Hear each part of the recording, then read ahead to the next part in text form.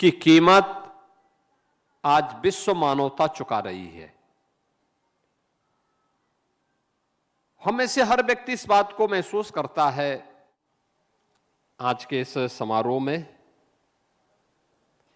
मेरे साथ यहां पर उपस्थित प्रदेश के वन, पर्यावरण, जंतुद्यान और जलवायु परिवर्तन विभाग के मंत्री डॉक्टर अरुण कुमार जी,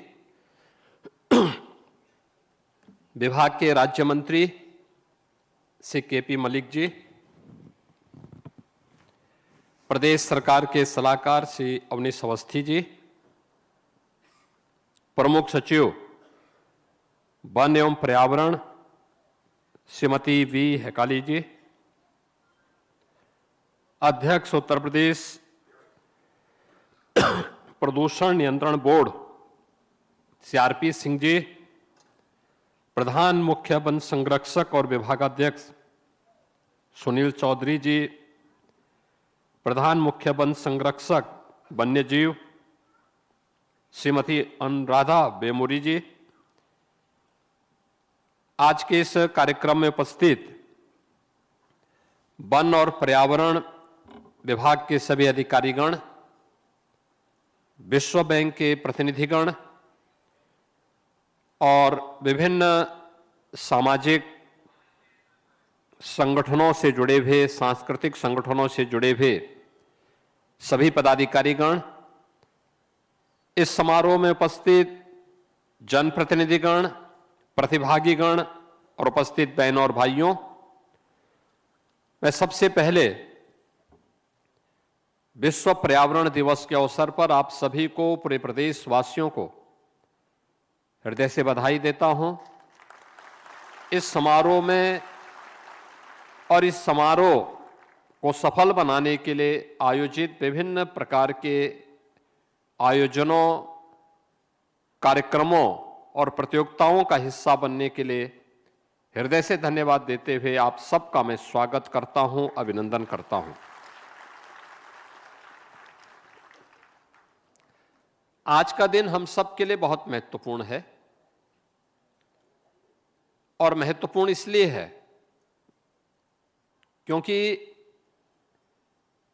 एक सामान्य बोलचाल की भाषा में भी हम सब इस बारे में परिचित हैं, इन चीजों को अभ्यास करते हैं कि जल है तो कल है, वन है तो जीवन है। यानी एक दूसरे के साथ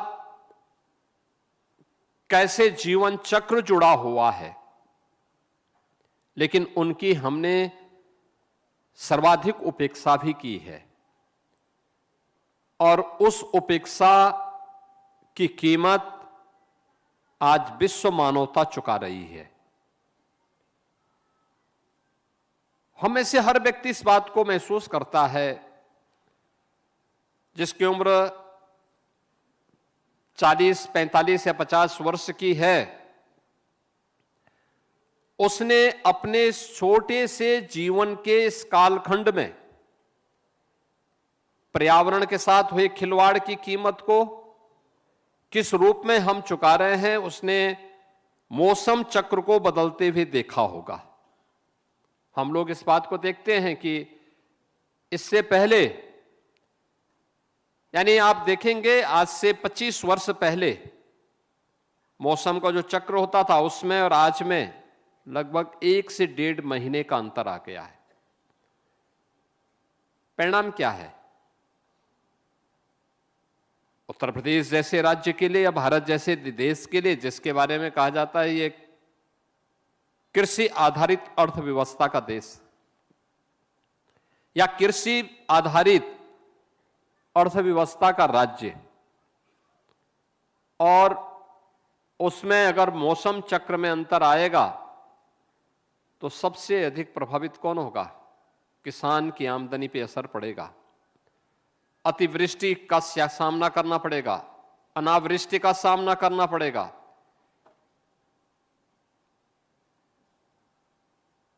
खाद्यान्न का संकट खड़ा हो सकता है।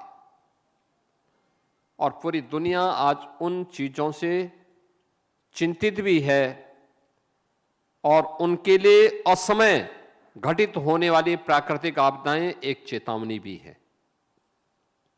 उन्हीं चेतावनियों से बचने के लिए हम उपाय कर सके। ऐसा नहीं कि हमारे पूर्वजों ने या भारत की ऋषि परंपरा ने पर्यावरण के प्रति हम सबको आगाह न किया हो। आप वेदों की परंपरा में आप आएंगे, हम सब इस बात को जानते हैं, हम सब, एक सामान्य भारतीय भी इस बात को मानता है कि हम सबका एक संस्कार रहा है। हम सब अपने आप को इस धरती माता के पुत्र कहते रहे हैं। माता भूमि, पुत्रोहम पृथिव्या के रूप में हम सब ने सदैव इस बात को महत्व दिया। श्रीलंका में भगवान राम विजय प्राप्त करते हैं, लेकिन विजय प्राप्त करने के बाद लक्ष्मण से कहते हैं कि हमारा काम हुआ, अब वापस अयोध्या चलना है। लक्ष्मण जी ने कहा कि लंका सोने की बनी है, कुछ दिन यहां रहा जाए, अब तो काम हो ही गया है। भगवान राम ने उस समय बहुत अच्छी बात कही थी, और जो बात कही थी वह आज भी उतनी ही प्रासंगिक हर एक नागरिक के लिए है, और कम से कम भारतीयों के लिए है जो प्रभु श्री राम के प्रति अपनी सदैव उन्हें अपने इष्ट के रूप में मानता है। उनके प्रति हर एक सुख में, दुख में,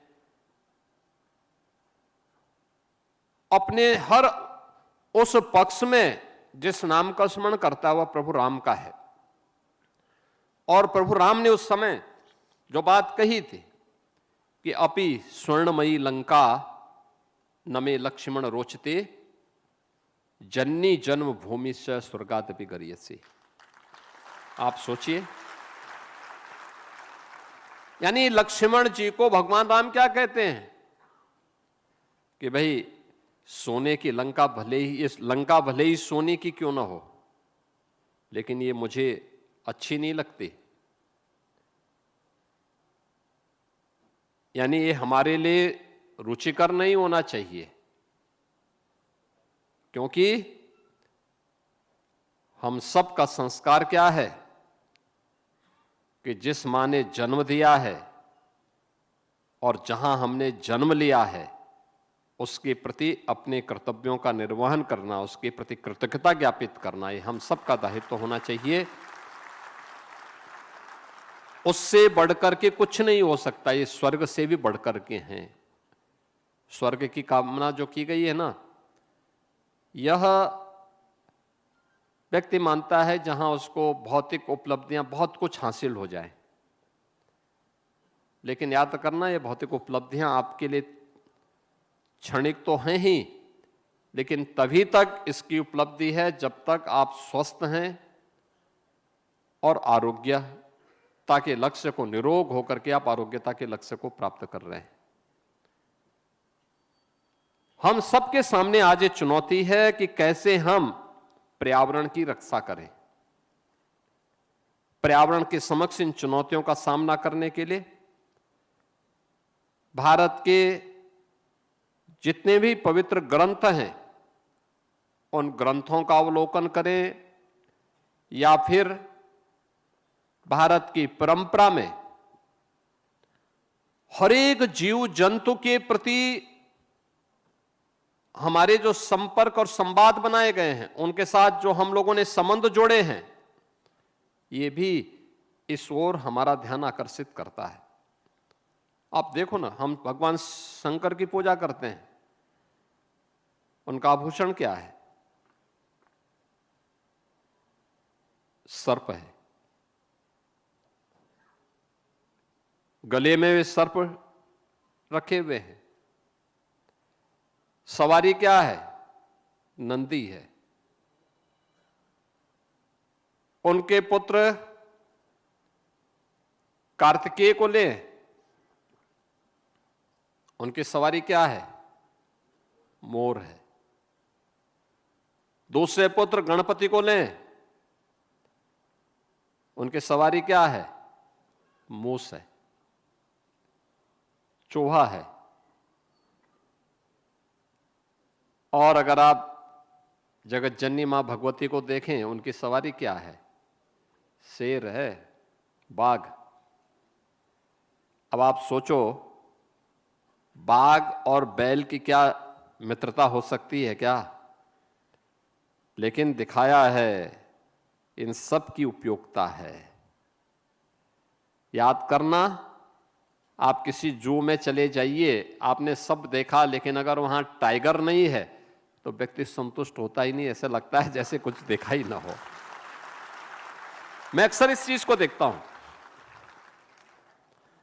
आप सभ्यता के आदि काल से लेकर के आगे की पूरे क्रम को देखेंगे, हर कालखंड में बैलों की पूजा की गई है, गाय को मान्यता दी गई है, क्योंकि कृषि प्रधान व्यवस्था की आधार वह है और उसकी पूजा शिव के रूप में हमने की है। नंदी को हमने इस रूप में मान्यता दी है। चूहा है, अगर वह गणपति की सवारी है तो सर्प भी हमारे अन्नदाता किसान की मित्र के रूप में उसको मान्यता दी गई है। सब एक दूसरे के साथ जुड़े हुए हैं, यानी जीवन चक्र आपस में मिलकर के है।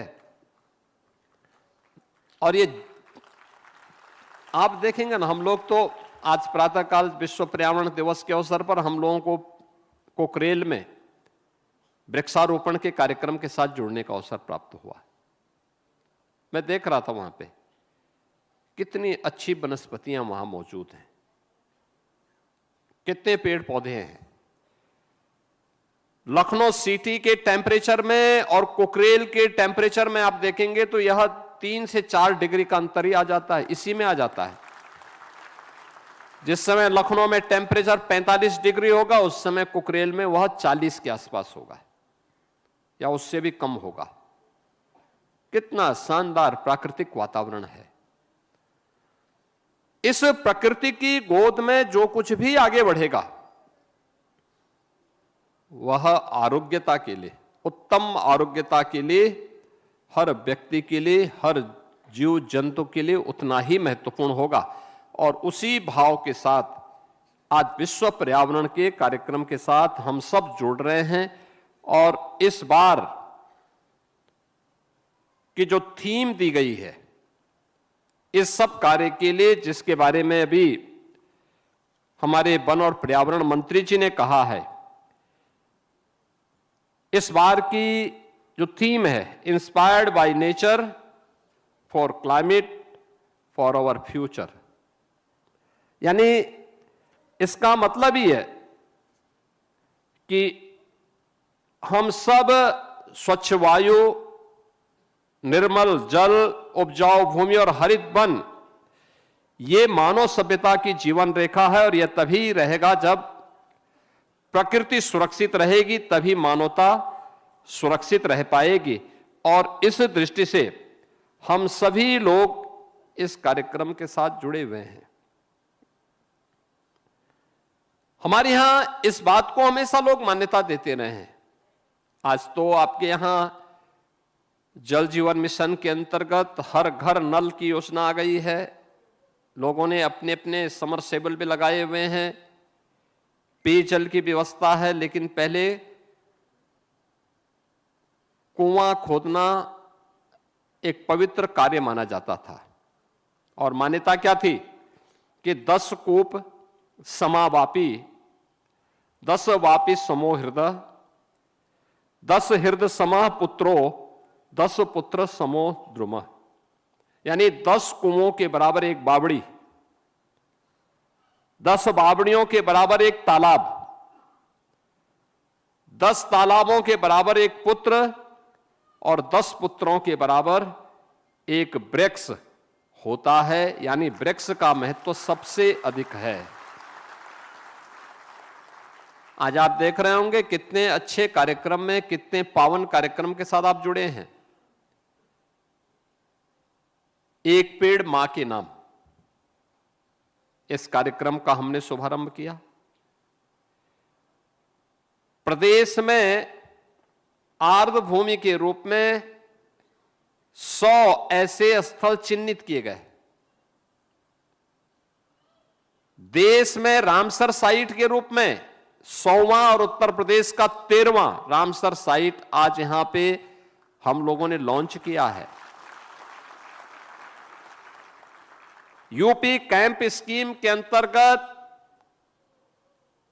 क्लीन एयर की जो हमारी वर्ल्ड बैंक के साथ चलने वाले कार्यक्रम हैं, इसको भी आज हमने उगने एमओयू करते हुए इसको आगे बढ़ाने का काम किया है।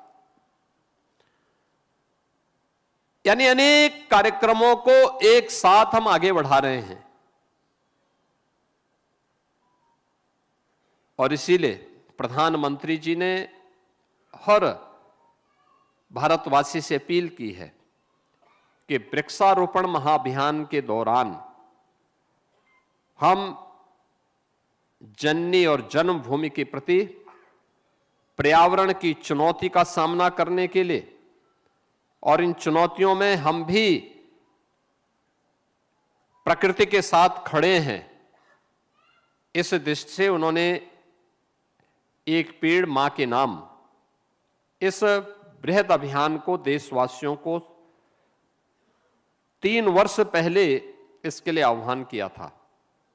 और मुझे प्रसन्नता है कि आदरणीय प्रधानमंत्री जी की प्रेरणा से आज प्रदेश में हम लोगों ने पिछले 9 वर्ष से अधिक समय पे जो वृक्षारोपण के बृहद कार्यक्रम को आगे बढ़ाया।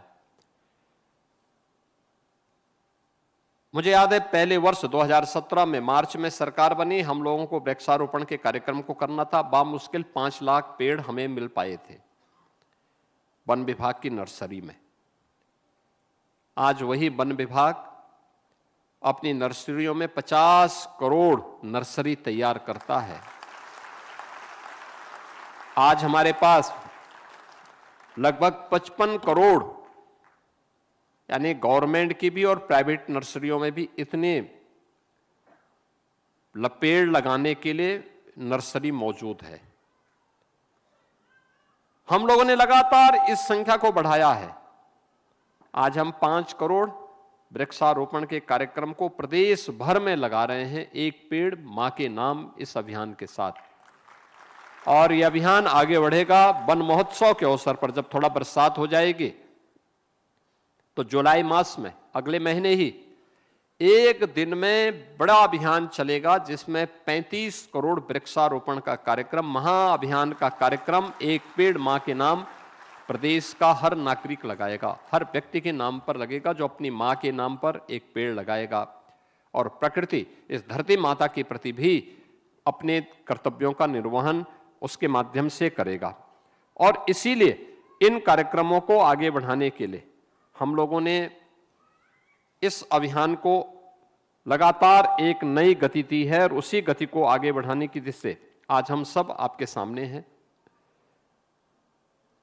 जो चैलेंज हमारे सामने है, जिसके बारे में यहां पर कहा गया, ग्लोबल वार्मिंग है,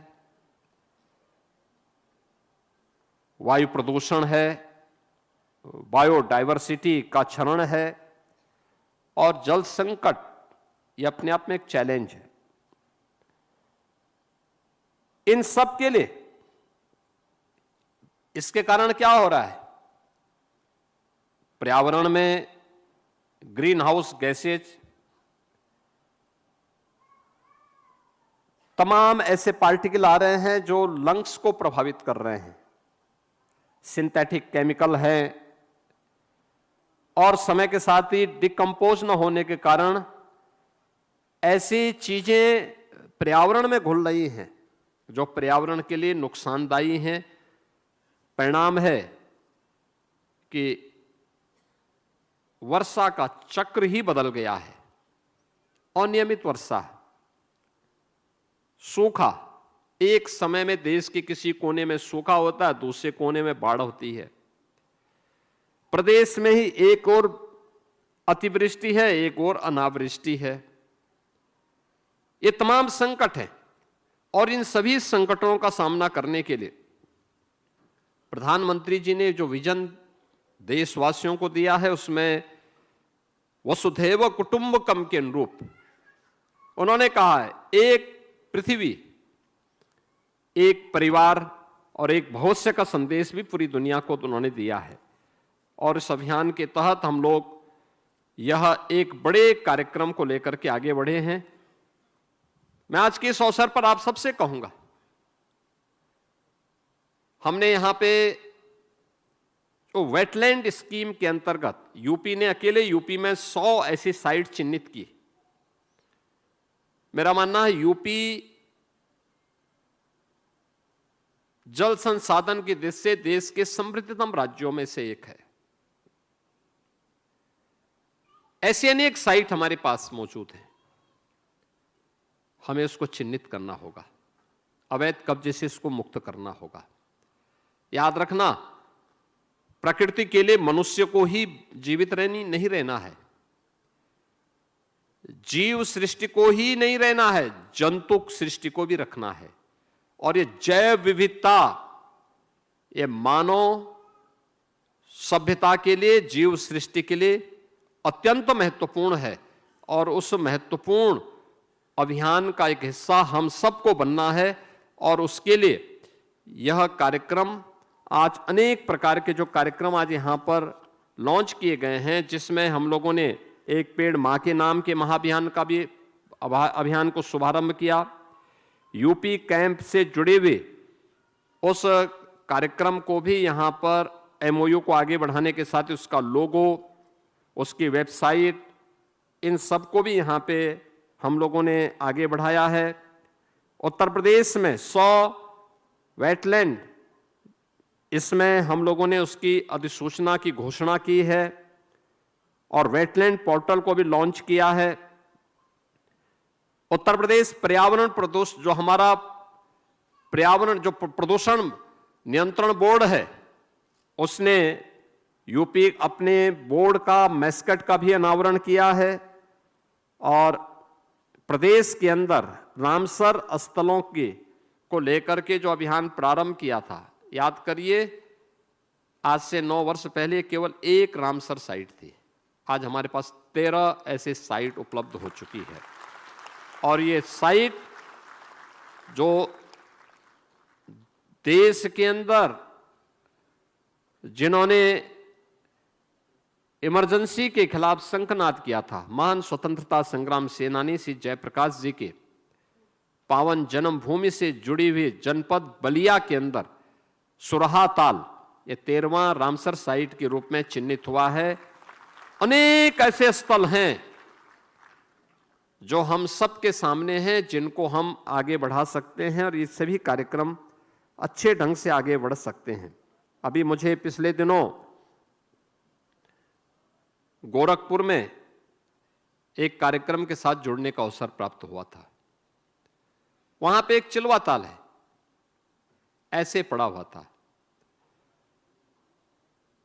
2021 में प्रधानमंत्री जी ने गोरखपुर के बंद पड़े खाद कारखाने को प्रारंभ किया। फर्टिलाइजर का जो वहां का प्लांट था, उसमें नया प्लांट स्थापित करके उसको प्रारंभ किया।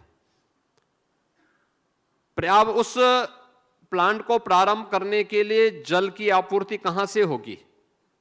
लोग योजना बना रहे थे, मेरे साथ कुछ अधिकारी बैठे हुए थे, तो मैंने उनको सुझाव दिया। मैंने कहा, सामने एक चिलवा ताल है, अगर आप देखेंगे एकदम सटा हुआ है, तो कारखाने से सटा हुआ है।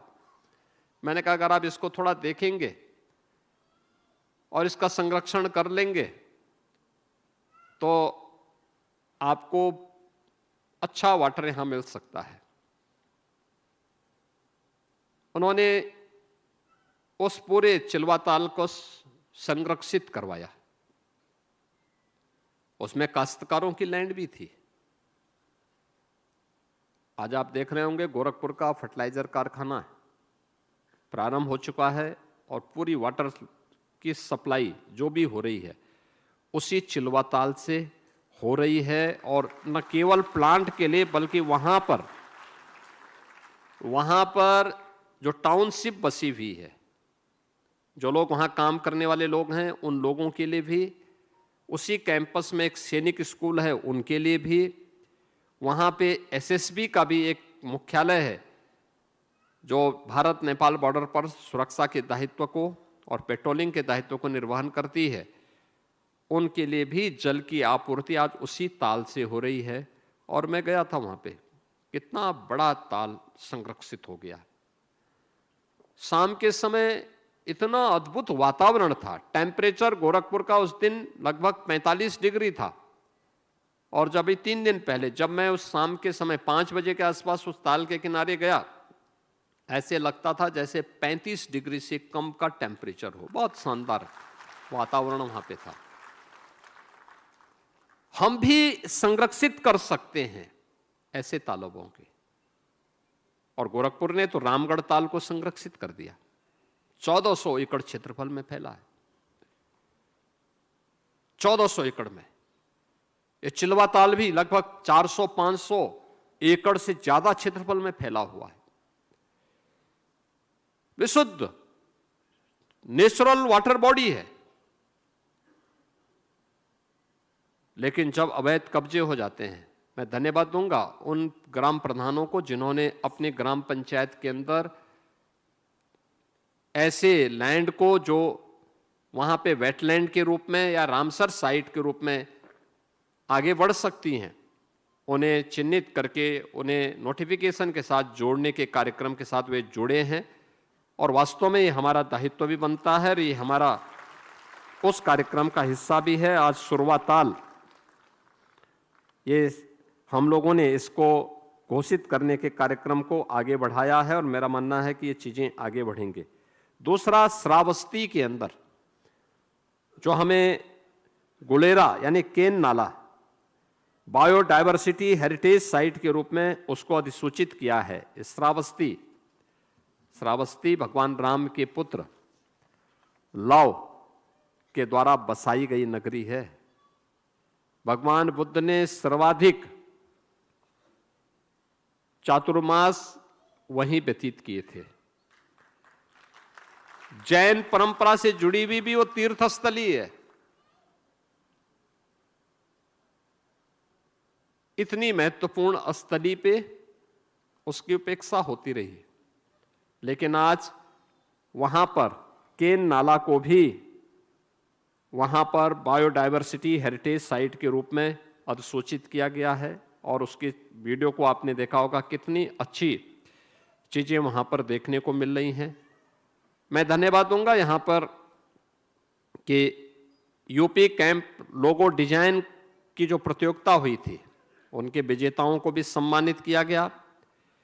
यूपी पॉल्यूशन कंट्रोल बोर्ड द्वारा आयोजित चित्रकला प्रतियोगिता के विजेताओं को भी यहां पे इस अवसर पर सम्मानित किया गया।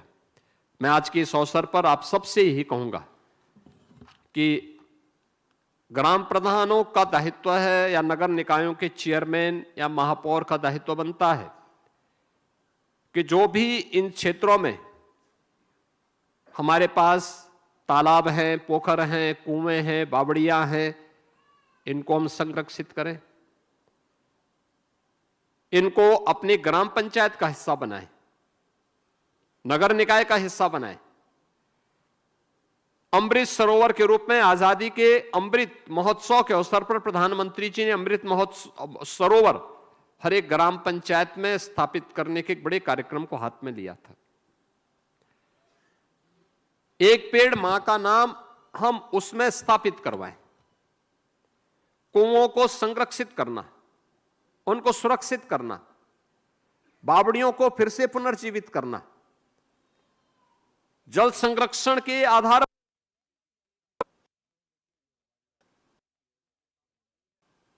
अमृत सरोवर की सफाई के कार्यक्रम के साथ जुड़ना, अवैध कब्जा न हो,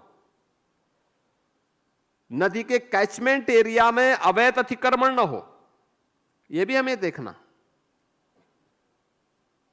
आपने देखा होगा कोकरेल में जो अवैध कब्जा था हम लोगों ने हटाया, आज वहां पे सौमित्र वन कितना शानदार बने। अभी मैं कुकरेल जा रहा था और कितना शानदार दिखाई दे रहा था।